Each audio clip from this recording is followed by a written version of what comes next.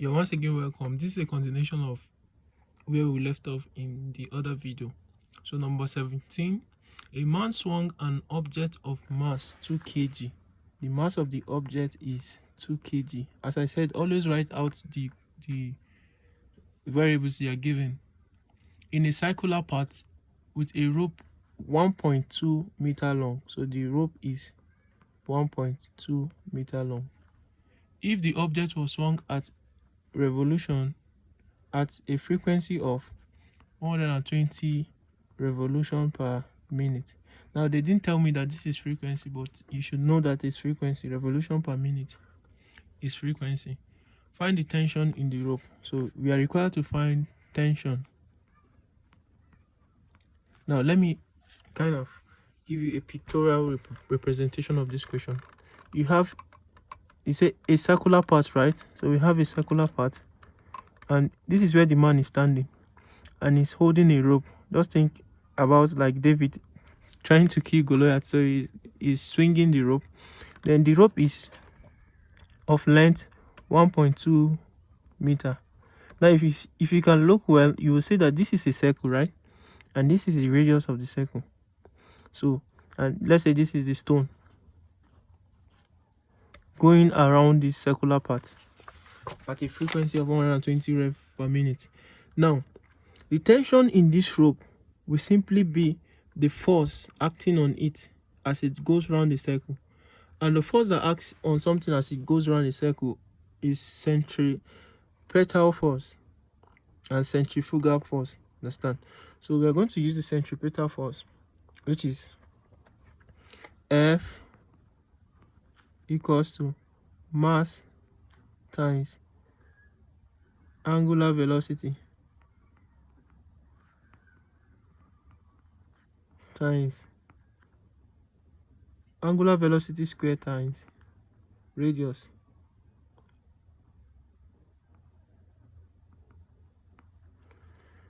Which is F equals to m omega square r. So this is the tension. Tension equals to this. So to find the tension, we just simply substitute m is 2 times omega.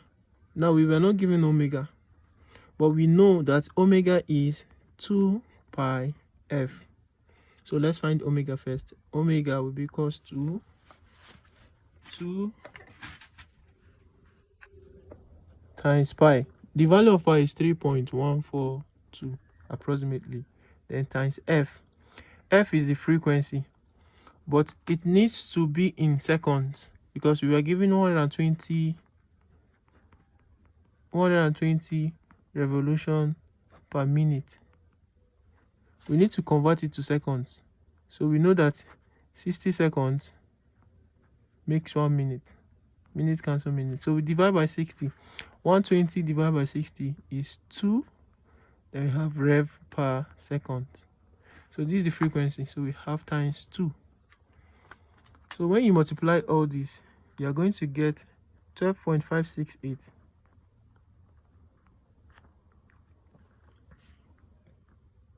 So we get 12.568. So we simply put it here. So we have times 12.568. Then times, okay, there's a square. It's omega square. So we square it. Then times r, which is our radius. Our radius is the length of the rope, 1.2 meter. So t will be equals to, when you multiply all this, 2 times 12.568 square times 1.2, it will give you 379 Newton, which is option number D. I think this is self-explanatory. Let me go over to the next question, number 18. So the next question, a load is raised using a lever as shown below. So we have a lever. Now you should know the types of lever we have: first class, second class, and third class lever. You should know them. Now we have 200 kg. We have effort, and from here is 10. 10 meters. So this is the fulcrum or the pivot point. Now we have a lever and we want to use it to raise a load. This is the load by applying a force here, right? So they are asking us what is going to be the force that is going to be applied for this load to be raised. Now it's very simple. The length of this lever is 110 meters. So, and they said from here to here is 10 already. So it means the remaining part of the length will be 100 meters, right? Now, to find this effort that we are going to apply here, we simply balance the forces. Understand? Now, what is the force acting on this mass? Remember that force is equal to what? Mass times gravity, right? So it means the weight of this load or the force acting on it will be, instead of 200 kg, we are going to have 2000 newton. How did I get 2000 newton? The mass is 200 and gravity, they say take G to be 10. So remember, if you are giving take G to be 9.8, you have to stick with that. But we are given G to be 10, so we multiply by what? 10. So 200 times 10 is 2000 newton. So that's how I arrived at this. Now to balance the force, we are going to say the load times the distance moved by the load will be equals to the effort times the distance moved by the effort. So what is the load? 2000 newton times the distance moved by it from the fulcrum, from this fulcrum point. This is where the lever is rotating, you understand? So the distance is 10, will be equal to what? The effort times the distance of the effort from the fulcrum point, which is 100. Now 2000 times 10 is 20,000. E times 100 is 100 E. So but we are looking for E, so we eliminate this 100 from here by dividing by 100. We also divide this side by 100. 100 cancel 100. E is going to be equal to 0 cancel 0, 0 cancel 0. So we have what? 200. Now, this is the effort that we need to apply here. But if you look at the question very well, you would see that we were given that the efficiency of the machine is 80%. That means we may need to apply more force for us to get to arrive at this. Understand? So let's solve it using the efficiency. Now the formula for efficiency is giving us efficiency of a machine is work output all over work input times 100. Now the efficiency is 80 equals to, now the work output, we calculated it there to be 200 all over the work input, then times 100. So we are going to have 80 equals to 200 times 100 is 20,000. Then divide by work in. To find work in, we simply cross multiply. Work in will be equals to 20,000 all over 80. So what is 20,000 all over 80? You're going to get 0 cancel 0. 2000 divided by 8 is 250 newton. So this is the force or the effort we need to apply here for this load to be lifted. Understand? Remember, we were supposed to apply 200, but the machine is not very efficient. It is just 80% efficient. It means 20% of the force we are applying will be lost. Understand? That's why we need to, instead of applying 200, we now apply a little bit more force than 200. Understand? So that's how it goes.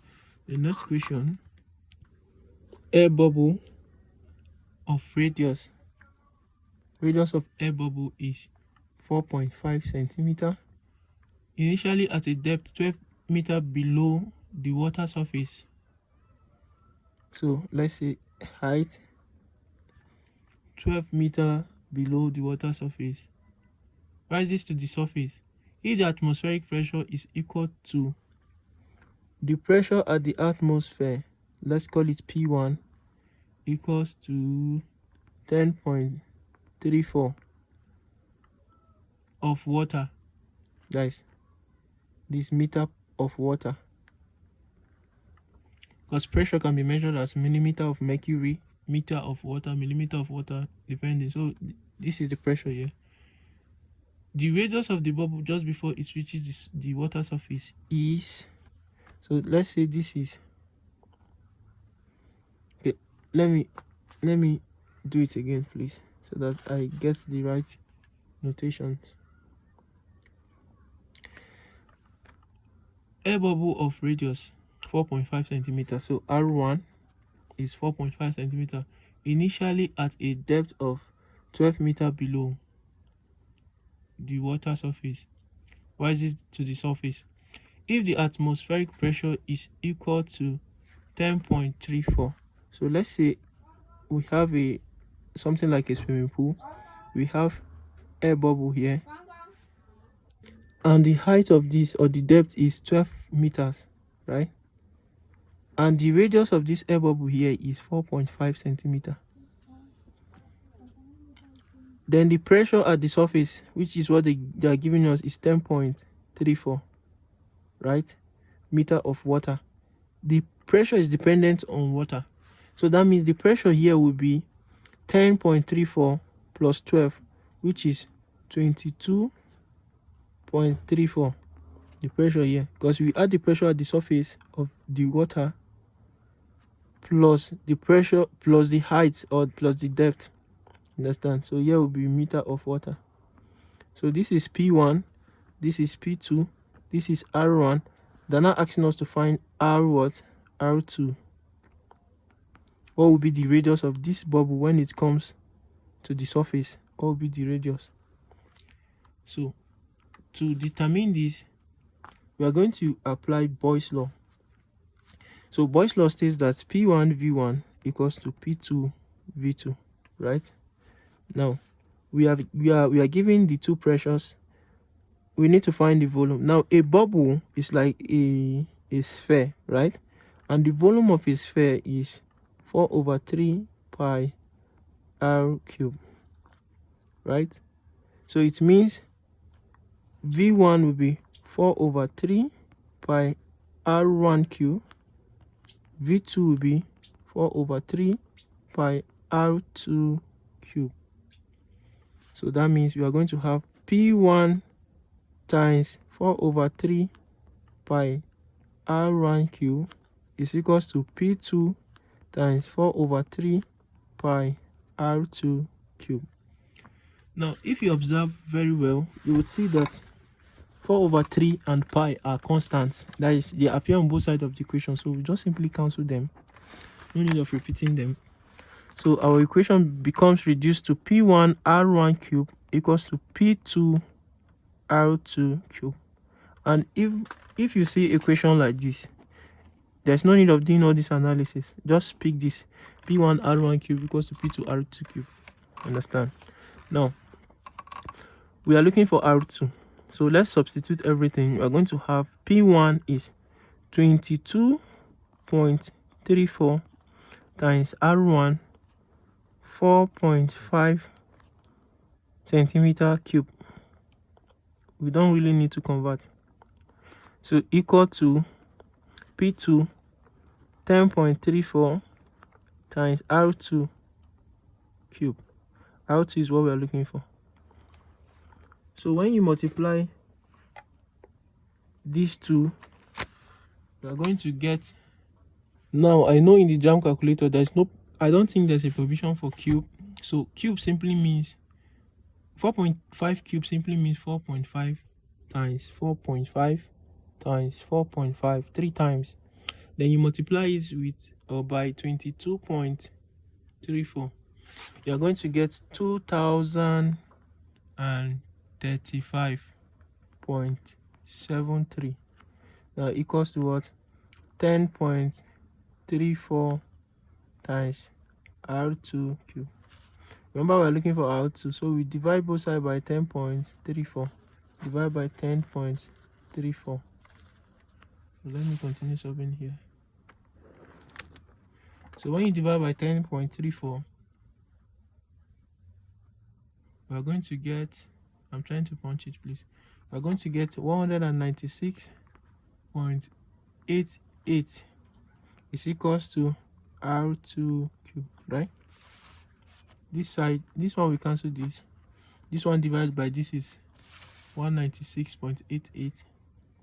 so we now have R2 cube is equal to 196.88, but we are looking for R2, not R2 cube, so we find the cube root of both sides.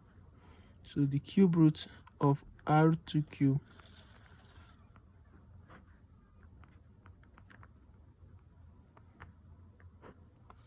so we're going to have R2 equals to, the reason we're finding the cube root is because of these 3.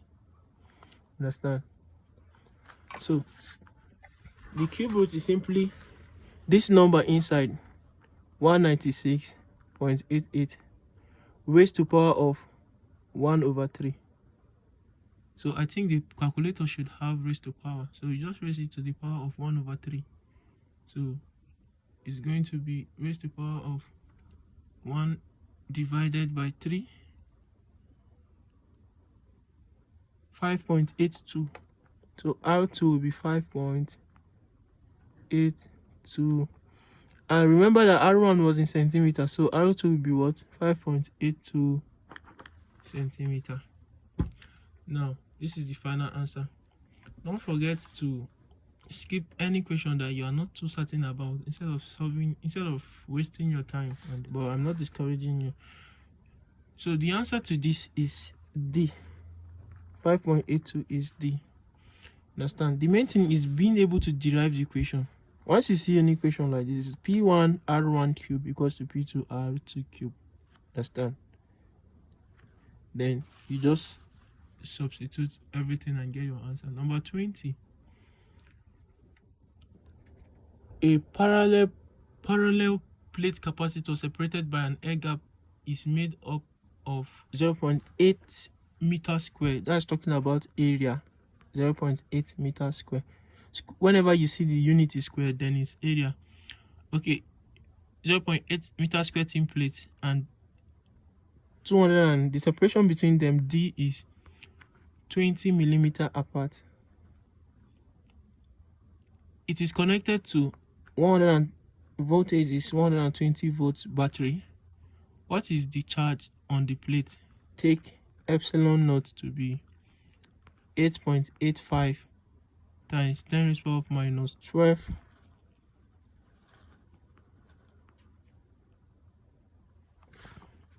So now what are they asking us? What is the charge? Yes, charge. They're asking us of charge. Now the formula for charge is Q equals to CV. Now this is another formula, note it. Charge equals to the capacitance times the voltage. We already have the voltage, right?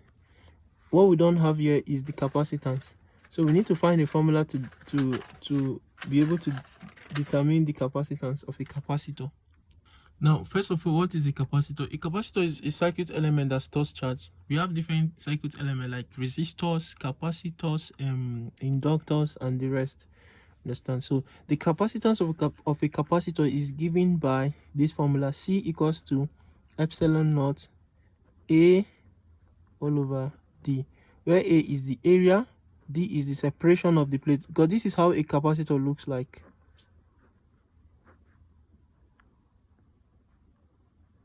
This is called the plate of the capacitor, these two. Now this distance between them is called the separation, which is D.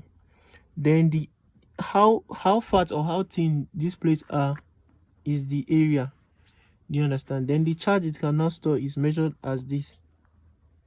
Now this U naught is a constant known as, I think, permittivity of free space. So we just simply substitute. C will be equals to epsilon naught is 8.85. Even if you are not given, you should know that it is 8.85 times 10 raised to the power minus 12. Then times the area of the plate is given to us as 0.8. Then all over the distance or the separation between them. Now this is where one can make mistake. If you look at the unit here, we have F per meter, right? Think farad per meter. Then here we have meter square, but here we are having millimeter. So we need to convert it to meter also by multiplying it by 10 raised to the power of minus 3. Or you say by dividing by 1000, anyone that is easier for you to conceive. So if we divide this by 1000, that is 20 divided by 1000. 0 cancel 0. 2 divided by 100 is 0.02. So the distance here will be 0.02. If you put 20 here, the answer will never be correct. Understand? So make sure your units align. So we now have C is equals to, when you multiply this by this and divide by this, we are going to have, sorry, let me punch it in my calculator. Okay, before then, let me show you how to do it, or a simple trick. We're going to have 8.85 times 10 raised to the power of minus 12 times 0.8 is the same thing as 8 times 10 raised to the power of minus 1. Then all over, remember I said you need to learn how to write in standard form. Then 0.02 is the same thing as 2 times 10 raised to the power of minus 2. Just like moving this point, 1, 2. So 2 times, the number here is 2, so 2 times 10 raised to the power of, I moved it 2 times, so that's why I'm putting minus 2. If I move it towards the left, it will be plus, but I'm moving it towards the right, that's why there's minus. So now C will now be equal to, because it's difficult for you to punch this on your calculator there. Let's pick the numbers that we have here. That is the ones that are not having 10. Is 8.85 times 8 all over 2. Then let's bring the tens together. Then times 10 raised to the power of minus 12 times 10 raised to the power of minus 1 all over 10 raised to the power of minus 2. Now we can easily solve this. C will be equal to 8.85 times 8 over 2. We can say 2 here 1, 2 here 4. What is 8.85 times 4? Those of you who are good in calculation can do that even without a calculator. But those of us who are not too good in multiplication, let us use a calculator. So 8.85 times 4 is 35.4. Then let's now analyze this place. Times 10 raised to the power of minus 12 times 10 raised to the power of minus 1 is simply 10 raised to the power of minus 12 minus 1. Then when we have divided by 10 raised to the power of minus 2, because this is at the denominator, we are going to invert the sign, so it's going to be plus 2. So which is going to be times 10 raised to the power of, what is minus 12 minus 1? Minus 13 plus 2 minus 11. So we have 35.4 times 10 raised to the power of minus 11. This is the answer. So, but if we look at the option, we're going to see that we don't have anything like this, right? So, but we have a 3.54 nanocoulomb. Now that NC simply means 10 raised to the power of minus 12. This is where physics is challenging. There's a lot of things you need to input in just one question. Now, and standard form is very, very critical. Maybe I will do a video on standard form separately. So we now have C. Instead of this, we have 10 raised to the power of minus 11 already. How can we make it minus 12? We simply need to move this point from here to here. So we're going to have C equals so to, please, I made a mistake here. I was supposed to move the point to the right hand side for it to become times 10 raised to the power of minus 12. Columns. Moving it to the left hand side So would mean times 10 raised to the power of minus 10. 3.54 That was a mistake, times please. 10 raised to the power of minus 12. Then I didn't is calculate simply the final answer. N. What the question nano. was asking was not C, but Q. We have nano. So the final answer would be micro. Q equals to C times V. We So have I was supposed to multiply the C by 120. pico. I will get to this later. So C is this nanocoulomb. So that's our answer. A. The next one, our time is fast spent already. Number 21 is also very interesting. It's talking about heat capacity and the rest. What is the amount of heat required to raise the temperature of 0.02? So the mass is 0.02 kg of ice from the temperature of the ice. Okay, let me start from ice. This is ice, right? Mass of ice is 0.02 kg. The T1 of ice is minus 10 degrees Celsius. T2 of ice is 10 degrees Celsius. Then they said specific latent heat of fusion of ice. So latent heat of fusion of ice is given as L is equals to 3.34 times 10 to the power of 5 joules per kilogram. Specific heat capacity of water. Heat capacity of water is given as C is 4,200 joules per kilogram per Kelvin. Specific heat capacity of ice is 2,100 joules per kilogram per Kelvin. Anyone, whether you write it this way or this, the same thing. Now, you need to do some analysis here. You have ice, and the temperature of the ice is negative, that's minus 10 raised to the power of 0. Now, and we want to raise the temperature to, that is, we want to melt the ice to become water, right? To 10 degrees Celsius. What are we going to do? Now, what are they even asking us? They said, what is the amount of heat required? So Q, the amount of heat required, is actually given by this formula. MC change in theta plus ML plus MC change in theta. Now, let me explain this. Mass is the mass of the ice. C is the specific heat capacity of ice. This is the change in temperature. Let me come to this last one. This is the mass of the water, specific heat capacity of water, change in temperature. Then ML is latent in between them, because you need to understand this. If something is frozen, the temperature is usually below 0. So we have the temperature here is negative, so it's minus 10 degrees Celsius. We need to move it from minus 10 degrees Celsius to 0 degrees first, Abby. Then from 0 degree, we now move the water to what? 10 degrees Celsius. So there are 3 movements here. That's why we are having 3 components in the formula. Understand? So Q will be equals to, let me solve this one first. That is the heat I will need to move the ice from minus, that is from ice to melting it. Understand? From minus 10 to 10 degrees. So what's the temperature here?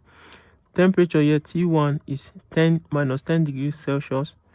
T2 is 0 degrees Celsius, right? So I'm going to have mass 0.02 times specific heat capacity of ice is 21, so 2,100 times change in temperature. Change in temperature simply means T2 minus T1. So we have 0 minus T1 is minus 10. So minus 10 will be plus 10. So let's solve this. 0.02 times 2,100 times 0 plus 10. 0.02 times 2,100 times 0 plus 10 is 10.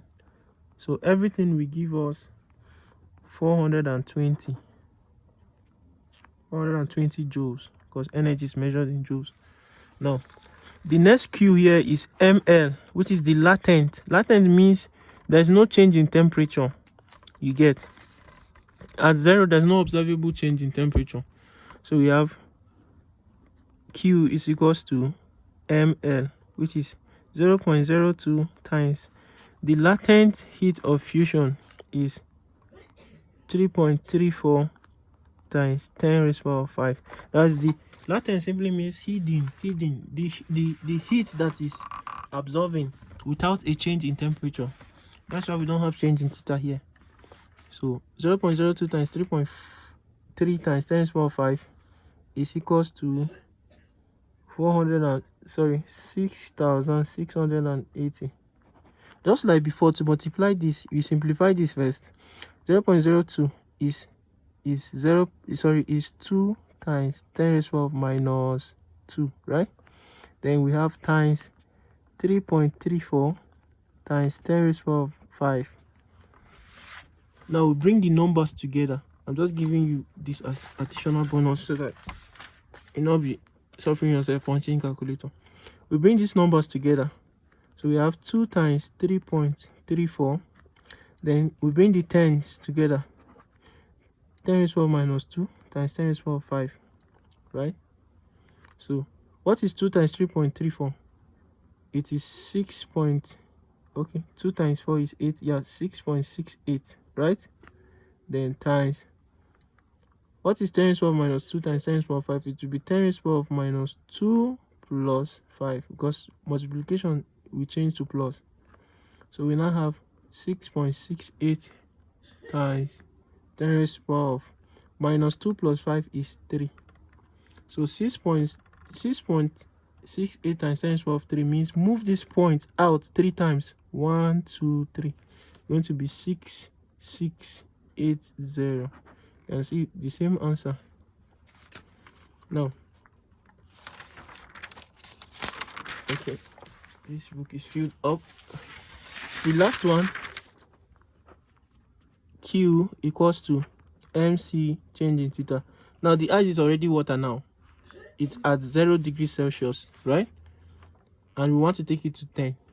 So the Q, the heat we need to apply, the mass is still the same thing, 0.02 times C, specific heat capacity of water. Now it's no longer an ice, it's now a water.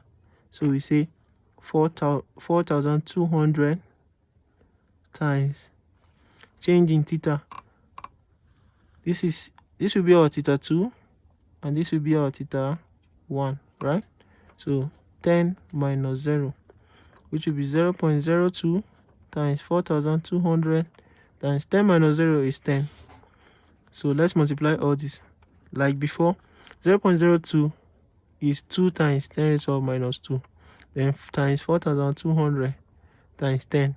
4,200 times 10 is simply add 1 0 to these zeros you have here. Now let's bring the numbers together. You have 2 times 4,200. Sorry, 2 times 42,000 now. Then times 10 raised to the power minus 2. What is 2 times 42,000? 84,000 times 10 raised to the power minus 2.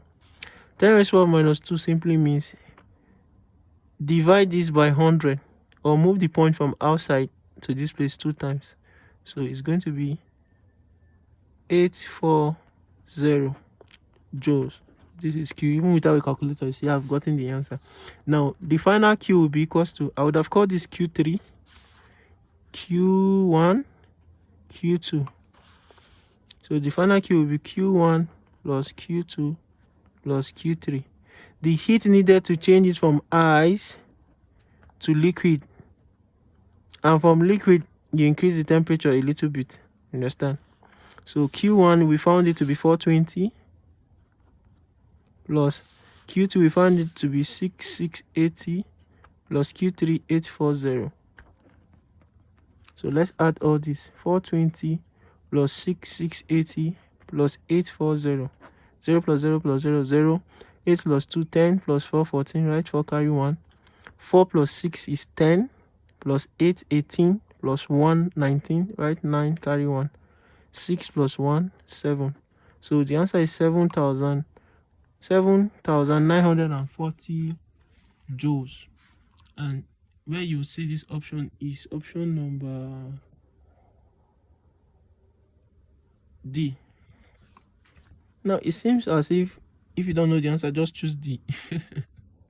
Well, feel free to pause the video or slow it down and rewatch again. Now number 22. Which of the following thermometers measures temperature from the thermal radiation? Okay, the answer is A. A pyrometer. Barometer thermometer is the one that measures temperature by radiation. It doesn't need to touch the surface. It doesn't need to touch what it is measuring. Understand? So no need of wasting time on that. It's just a theoretical question. Number 23. A 400, and you can see the equation on the screen. So this is the box here, lying on a surface, and the weight of the box is 400 Newton. Now we want to push it, and we are applying a force inclined at an angle, and we call the force P, and the force is inclined at an angle of 30 degrees to the horizontal. Now what are they asking us? What is the coefficient of kinetic friction between the box and the floor? Coefficient of kinetic friction is given by this. So, and the formula is U equals to F all over R. The frictional force, F is frictional force, and R is normal reaction.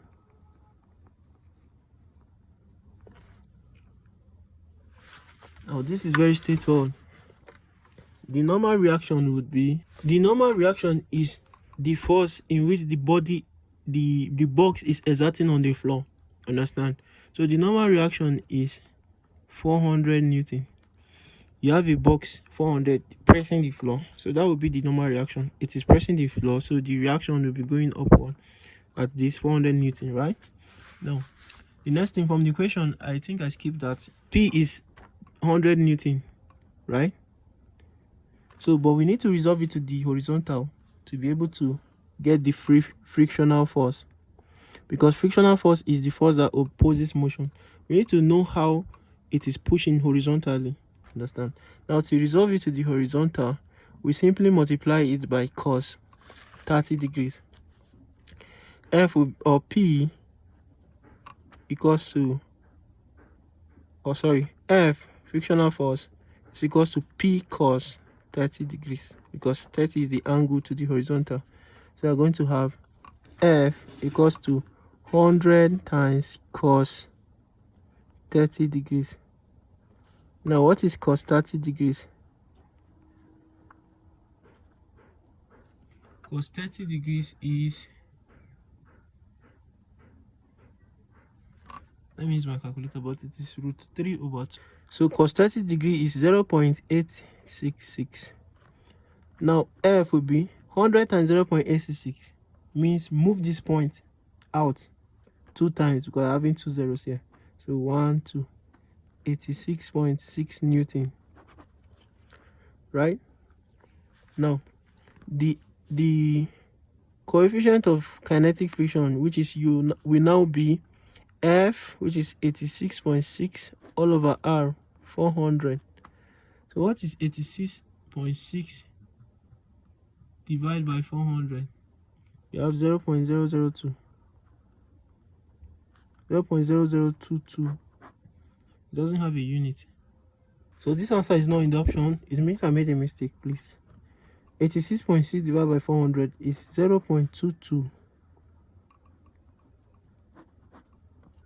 I was dividing by 0.866. So this is the final answer, and the option is D, just like before. So the next question is saying light of wavelength. You can see the question.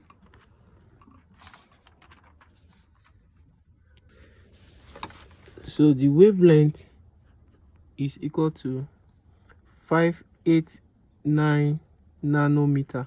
Now you remember what nano means. It means 589 times 10⁻³ minus 9. Hope I've not made a mistake. Then we have passes through a piece of, can't really see the question, of index of refraction. The index of refraction, it could be glass. I can't see the question. 1.458. What is the frequency of the light?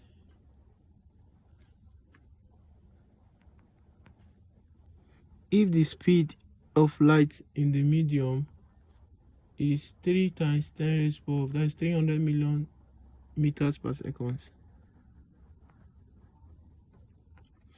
Now, the formula for frequency is giving us frequency is velocity all over lambda. That is velocity all over the wavelength. Frequency is independent of the medium, so this refractive index is useless for this question. So we have 3 times 10 raised to 8 all over 589 times 10 raised to minus 9. Just like before, we pick the numbers and divide them. The two numbers we have here is 3 and 589. So we say 3 divided by 589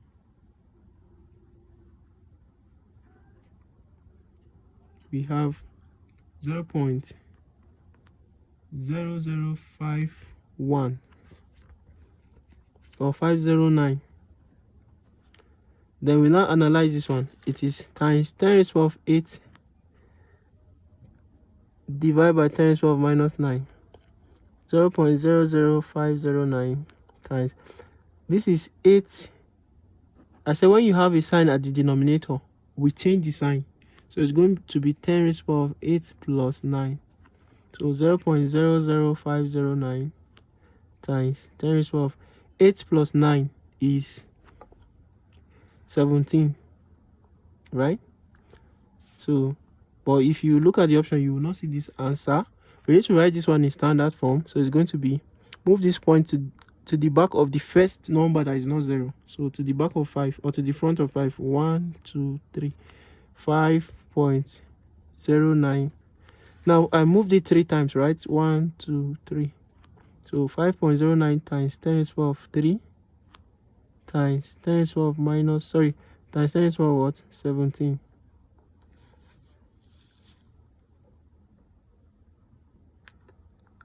I moved it 3 times, so it's going to be minus 3, right? If you're going this way, it's minus.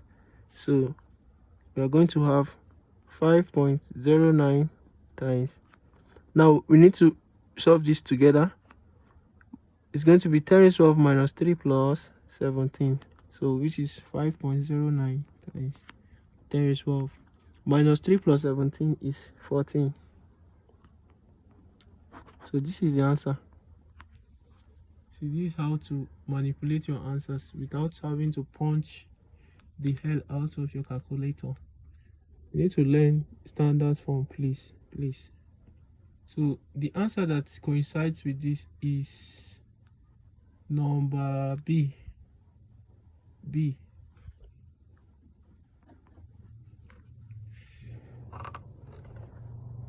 So number 25. A simple pendulum has a period 5.77 seconds. Now we know what a simple pendulum is. It's just a bulb that is suspended. Then you displace it and you allow it to swing. So it will be going like this and coming like this. So this is a simple pendulum. Now they're telling us that it has a period of, now there are things, the things we are interested in a simple pendulum are the length of the ball, that's the length from here to here, the frequency, the period. All together. Now the frequency is how fast it is going, understand? Then the period is the inverse of it, understand? So they're telling us that it has a period of 5.77 seconds when the pendulum is shortened by 3 meters. The period is 4.6 seconds. So the second period is 4.6 seconds. Period is actually time. Understand? Calculate the new length of the pendulum. So we have L2. L1 is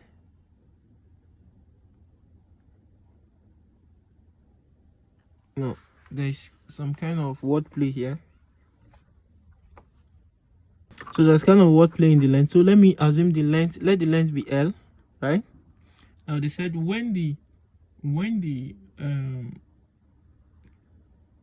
pendulum is shortened by 3 meters, the period is this.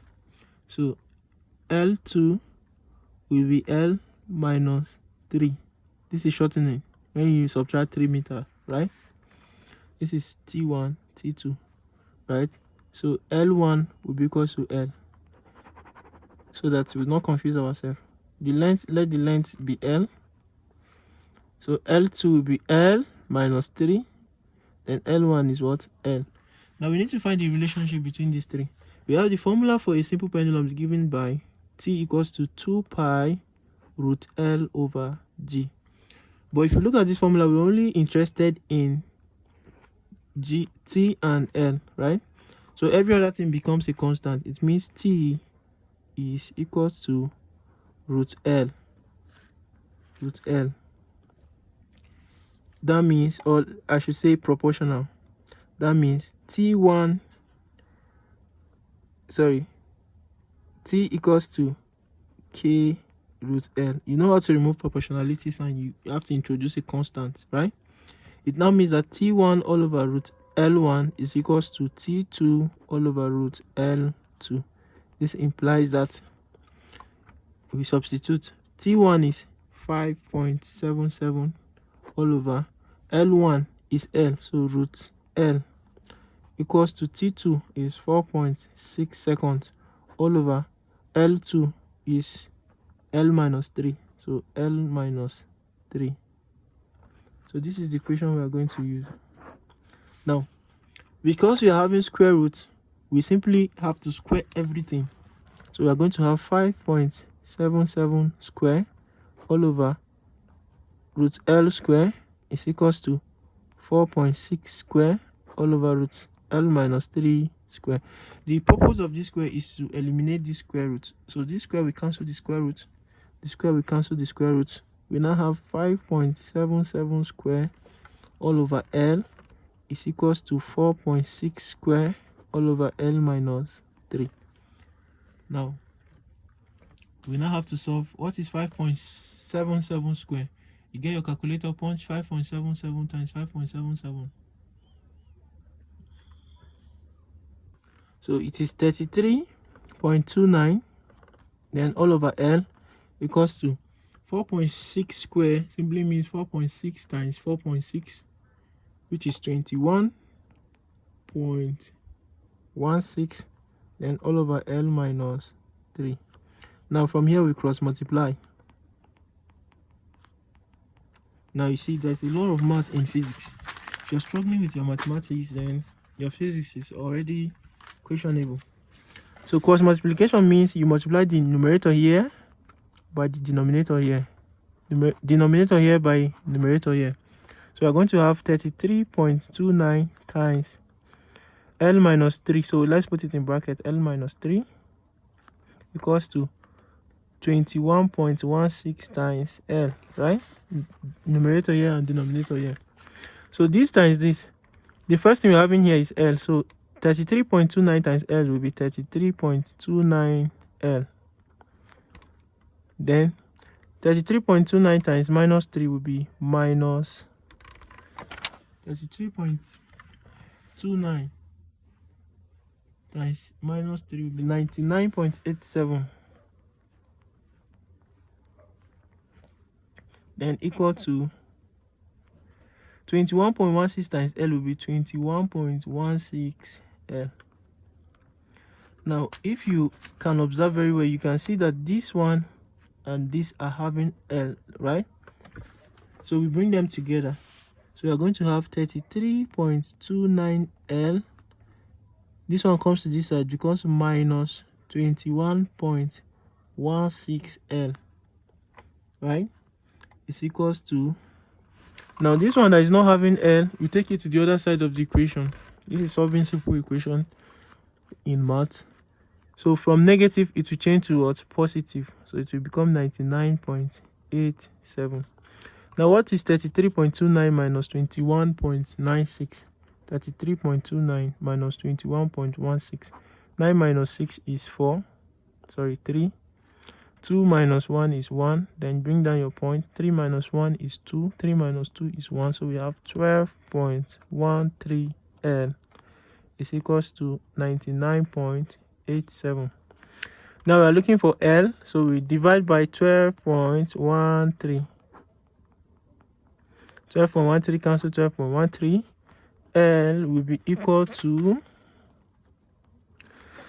99.87 divided by 12.13, 8.23. So the length will be 8.23. Sorry, L will be 8.23. Now, this is not the answer. It means L1 is 8.23 and L2 is 8.23 minus 3, which is 5.23 meters, right? Now, what were we asked to find? We were asked to find L2. So which one is the answer? 5.23. So which is A? Understand? So if you didn't, okay, they were even benevolent enough not to include 8.23. At times they will put 8.23 so that you will pick that option. So that's the answer, 26. I think this will be the last one for this video. So this is what we have. They say we should find the magnitude of the resultant force. Supposing you have a body here, you have a force pulling it down by 12 Newton. A force pulling it at an angle of 32 degrees by 12 Newton. Sorry, this one is 21, this is 12. Another force pulling it toward the left, inclined at an angle of 26 degrees to the horizontal, and the force is 16 Newton. So they're asking us to find the resultant force. Understand? All these forces will resolve to one single force. What is that force? Understand? So to do this, you need two components of the force. The first one is the horizontal, then the vertical.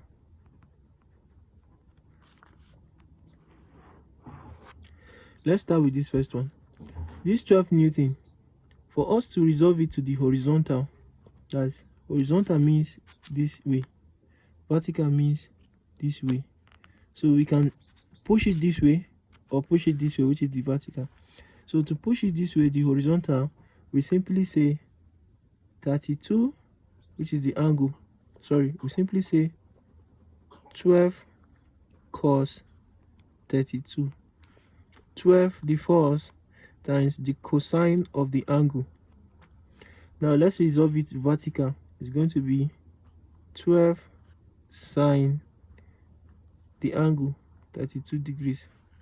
So we are done with this one. We come to this place. Resolve this one to the horizontal. It will be 16 cos 26 degree. Resolve this one to the vertical. It's going to be, that is this one to the vertical, this force to the vertical. It's going to be 16 sine 16 degrees. Are we together? Now, finally, we don't have any other force. We only have one vertical downward force, right? So in the vertical direction, we are going to have what? 21. It is not inclined at any angle, so that's why we're having 21. So this is the first thing. Then, oh my god, I would have given space to write the final answers. Sorry, let me redo this.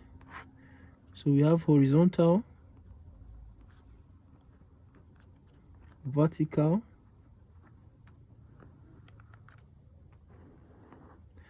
the first one is 12 cos 32 degrees. So the final answer will be what? Then this one is 16 cos 26 degree. This is 12 sine 32 degrees. 16 sine 16 times 26 degrees, and the last one here, which is 21. Now, one more important thing, we need to assign a direction. All these forces will resolve to all the vertical force will resolve to one vertical force, all the horizontal forces will resolve to one horizontal force. Now, let's say that all the forces pointing up will be positive. It means the ones pointing down will be negative. Then all the horizontal forces pointing this direction will also be positive. It means anyone pointing the opposite will be negative. Now, let's analyze this our forces again. When we resolve this 12 to the horizontal, you can see it was pointing this way, right? So it means it is positive. When we resolve it to the vertical, it points upward. This is the arrowhead. If you shift this arrow to the vertical, it will be pointing upward, right? So it is still positive here. For this one, when we resolve it to the horizontal, shift it to the horizontal, it will be pointing this way. So it is opposite of this one, so it is negative. That's horizontal, right? Negative. When we resolve it to the vertical, it will be pointing upward, which is vertical, positive. Now the last one, 21, is already pointing downward, but we said we want upward, so it is what? Negative. So let's solve and get our final answer. So what is 12 cos 32? 12 cos 32 is simply 12 times cosine of 32. You need a calculator for that. So it is 10.18. Remember, it is plus, so but no need of adding plus since it's already plus. Then let's do this one. 16 cos 26. So we say cos 26 times 16. You get 14.38. But there's a negative here. You put the negative. Now on this side, we're having 12 sine 32. So sine 32 times 12, 6.36. It's already positive, no need of writing plus again. Then sine 26 times 16, 7.01 is also already positive, no need of putting plus again. Then the last one is minus 21. So we simply add everything. So this will be the summation of the horizontal forces. What is 10.18 minus 14.38? So 10.18 minus 14.38 will give us minus 4.2. Then on this side we are going to have 6.36 plus 7.101 minus 21, which will be minus 7.63. So all the vertical forces resolve to this, then all the horizontal forces resolve to this. So I can't tell why it's giving me negative. I'm going to ignore that. So all the vertical forces, this is the vertical forces, this summation of vertical forces resolve to minus 7.63, so minus 7.63. Then all the horizontal forces resolve to minus 4.2. Now the resultant force, which is what they are asking, is that one single force in which both of these we have the same magnitude. So resultant force is giving us R square equals to summation of horizontal force square plus summation of vertical force square. So R square is equal to minus 4.2 square plus minus 7.63 square. This square plus this square. So r square will be equals to minus 4.2 square is minus 4.2 square. You simply just take the number 4.2 and square it. It will be 17 point. You don't need to include the sign 0.4. Then this one will be plus minus 7.63 square will be 58.22.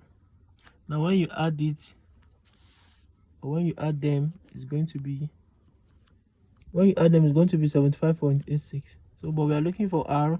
Remember, when you have square, to remove the square you take square root, right? So r will be square root of both sides, 75.86. so the square root of 75.86 will be equal to 8.71 Newton. So this is the resultant force.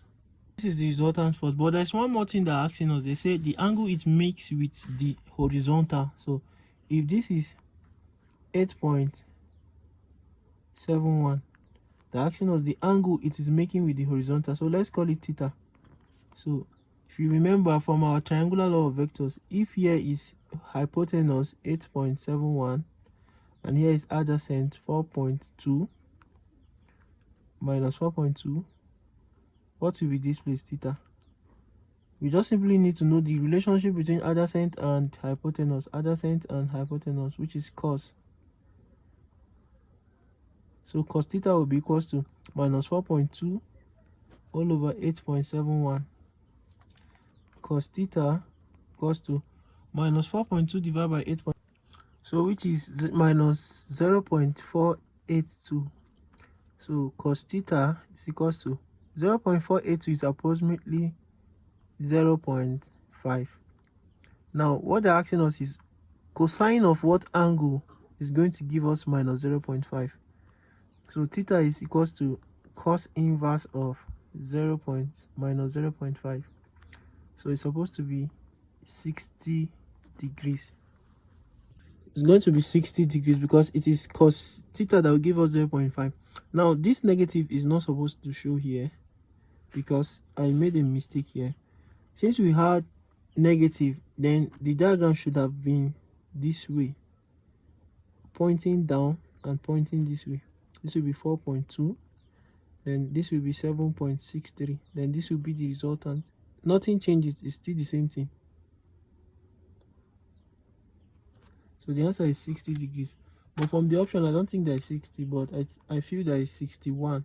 Yes. So that's the answer, which is option number B. So B is the correct answer. So if I were the one writing, this is a no-go question for me. Although if you are fast and you know you are confident of what you are doing, you would get the answer. So have a nice day. In the next class, we're going to continue.